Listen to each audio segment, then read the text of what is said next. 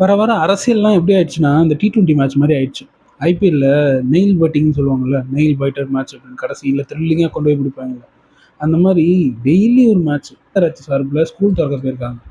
Mayor Priya வந்து ribbon வெட்ட போயிருக்காங்க.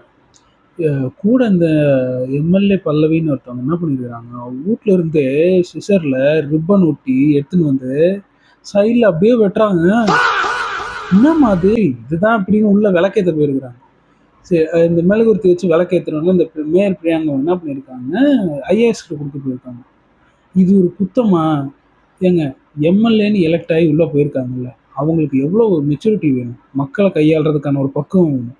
எவ்வளோ அவங்களுக்கு பொறுமை வேணும்? இப்ப இவங்க ஒரு வேளை இன்னொரு ஆங்கிள்ல பார்ப்போம். இவங்க ஒரு வேளை ஒரு சாதி ரீதியாவோ, இல்ல அதிகார ரீதியாவோ ஒடுக்குறாங்க அப்படின்னு நெனச்சா, 2 பேருமே தலித் தான். பிரியாவும் தலித் கேட்டகரி தான். இதே வந்து பல்லவியும் தலித் தான். இப்ப இது இந்த ஆங்கிளும் உடைஞ்சு போகுது. இப்ப அந்த மெழுகுவர்த்தி தான் பிரச்சனைன்னா, அதுக்கு அடுத்து ஒரு ஈவென்ட் நடக்குது. அங்க போறாங்க. "எப்பா எதுக்குடா வம்புன்னு" சொல்லி அந்த மெழுகுவர்த்தி எடுத்து கையில குடுத்தா, "ஐய்யய்யோ! எனக்கு வேணாம்ப்பா" அப்படின்னு கை எடுக்குறாங்க. குழந்தை மாரி பண்றாங்க.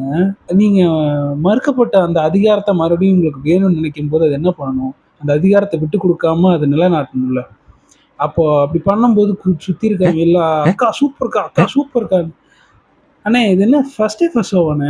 அவரு ஒரு நல்ல பேர் எடுத்து அங்க போய் உட்கார்ந்துருக்கிறாருன்னு பார்த்தா, நீங்கலாம் சேர்ந்தே அத டெமாலிஷ் பண்ணிட்டுருக்கீங்க. வேணா பாருங்களேன், அவருக்கு டவுன்ஃபால்ன்னு ஒண்ணு இருந்துச்சுன்னா, அதுக்கு வேற யாரும் கிடையாது. கூட இருக்க நீங்க தான் காரணம். கோர சக்தி, கோர சக்தி, பார சக்தி